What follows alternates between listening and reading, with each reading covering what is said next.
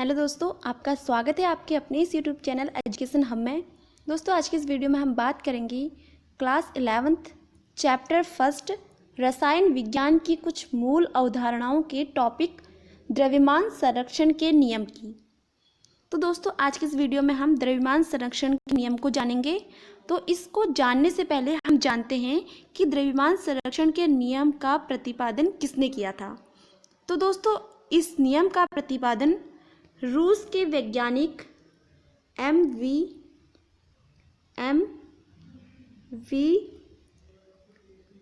Lomonosov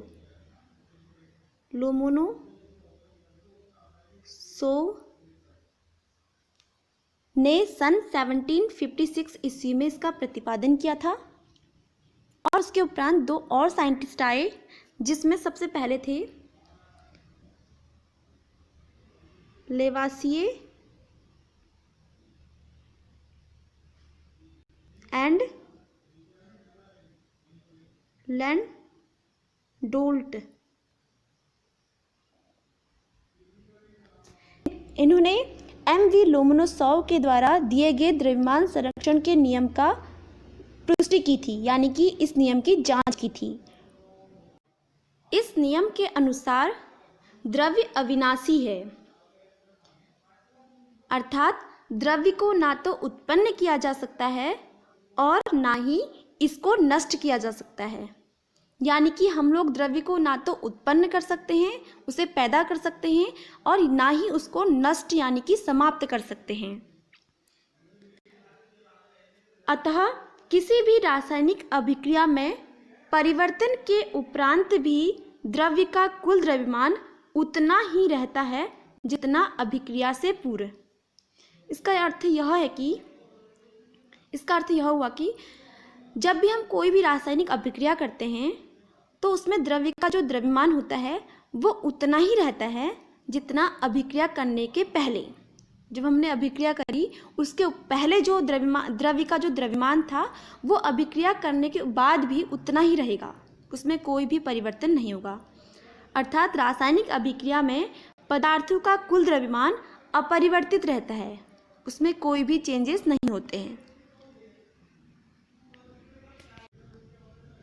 इसको हम ऐसे भी लिख सकते हैं, अभिक्रिया से पूर्व पदार्थों का कुल द्रव्यमान बराबर अभिक्रिया के उपरांत पदार्थों का कुल द्रव्यमान।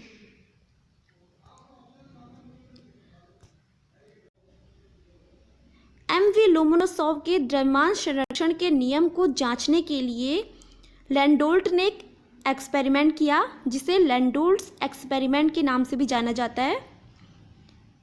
उन्होंने द्रव्यमान संरक्षण के नियम को सिद्ध करने के लिए एक विशेष प्रकार का उपकरण लिया, और इस उपकरण में कांच की दो नलियां एच आकार में जुड़ी हुई थी, जैसा कि आपको डायग्राम में दिखाई दे रहा होगा।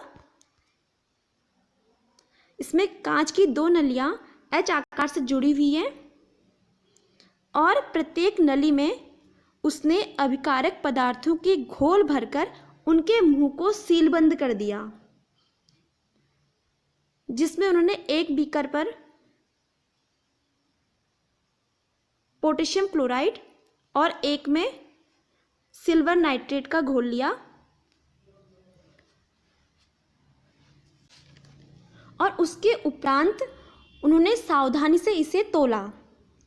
जब उन्होंने इस दोनों कांच की नलियों को तोल लिया, उसके बाद उन्होंने इस बीकर को पलट लिया, यानी कि उलट पलट कर उनमें अभिक्रिया कराई गई। और जब उन्होंने इसमें अभिक्रिया कराई, उसके पश्चात उपकरण को फिर से तोला गया, और उसे यह ज्ञात हुआ, उस अभिक्रिया के फलस्वरूप उन्हें यह प्राप्त हुआ कि उत्पादकों का जो द्रव्यमान था वो अभिकारकों के द्रव्यमान के बराबर था, उसमें कोई भी परिवर्तन नहीं हुआ। तो दोस्तों, ये था लैंडोल्ट एक्सपेरिमेंट, जिससे हमें ये पता चला कि किसी भी रासायनिक अभिक्रिया में परिवर्तन के उपरांत भी द्रव्य का कुल द्रव्यमान उतना ही रहता है जितना अभिक्रिया से पूर्व, अर्थात उसमें कोई भी परिवर्तन नहीं होता। दोस्तों, द्रव्यमान संरक्षण के नियम को एक्सपेरिमेंट से ही समझा जा सकता है, बिना एक्सपेरिमेंट के इसे नहीं समझा जा सकता। तो अब हम इसमें एक अभिक्रिया करके देखते हैं। जैसा कि हमें पता है, लैंडोल्ट ने एक बीकर में सिल्वर नाइट्रेट और एक में पोटेशियम क्लोराइड का घोल लिया था। तो अब हम एक अभिक्रिया करते हैं जिसमें एक है सिल्वर नाइट्रेट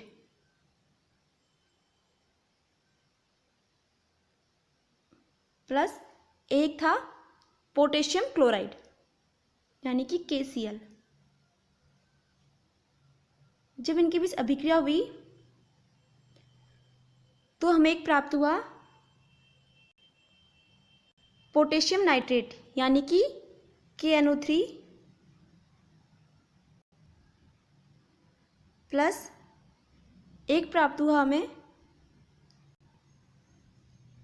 सिल्वर क्लोराइड